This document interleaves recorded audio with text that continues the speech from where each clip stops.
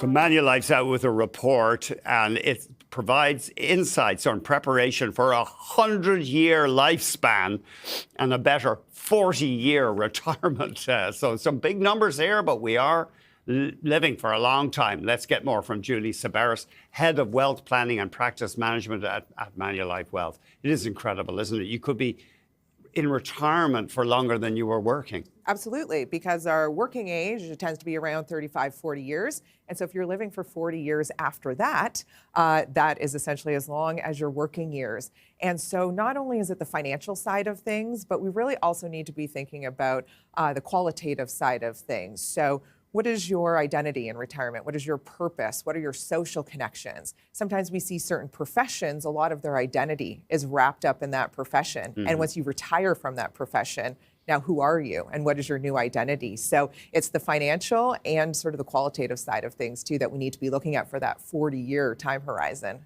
Some of your research has indicated as well that a lot of people left the workforce earlier than they had intended. Absolutely, 44%, we saw that. And so that was a really interesting number. And the reason for that can be a variety of things, but the top things that we did see there were things like illness, caregiving, as well as job loss. And so when we're doing retirement planning, it's really important to look at those what-if scenarios. We often do our retirement plan thinking very aspirational. What do we want our retirement to look like? We're living to life expectancy. We're living in our home. We're healthy and we're mobile. And that's great for our retirement plan. But we also now need to say, what if? What if inflation is higher? What if there's an impact to my health or mobility? What if I can no longer live in my home? What if expenses rise? And then we need to stress test that plan.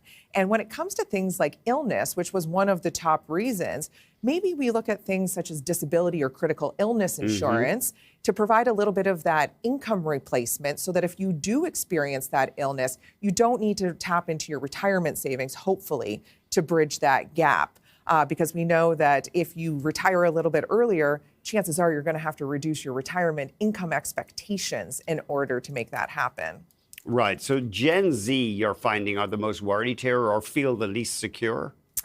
So, we really saw about half of individuals not feeling that secure. But what we saw with Gen Z, no surprise based on where they're at in their sort of life cycle, is that number one for them is really just sort of that, those day-to-day expenses and then saving for a home. Retirement's a little lower for them.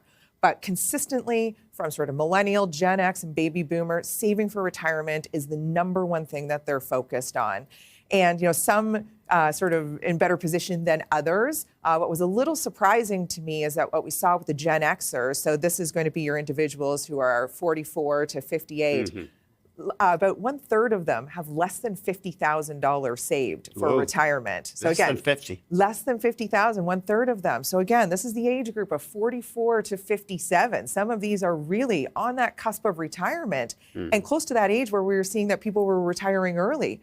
So they're probably not on track to retirement if they have less than $50,000 saved. That's interesting. I suppose some of them are into their peak accumulation years, but less than 50,000 is not a lot. Exactly. You're really going to have to pick up the pace. And if you're not on track, we really sort of look at the different levers that we can pull. So do you want to reduce your retirement income goal? Do you want to save more? Or do you want to push out your retirement age? But those people that were forced to retire early, there's only one lever they can pull, which is reducing your retirement age or retirement income goal. You can't push it out and you can't save more at that point in time. So you really want to be taking a look at that retirement plan and again, testing it for those what if scenarios. What if things don't go according to plan, which we know in life, not everything goes according to plan. What about the boomers? Can you generalize about them? I was actually really surprised to see the amount that they were concerned about debt. It was quite consistent with the other generations, which is around half. Because generally in financial planning, we don't want people to be going into retirement with debt. We don't want them to be going into retirement, ideally, with a mortgage. And so just seeing their concern around debt was quite surprising to me. And this is also the generation that's done quite well in real estate and able to build equity in their homes.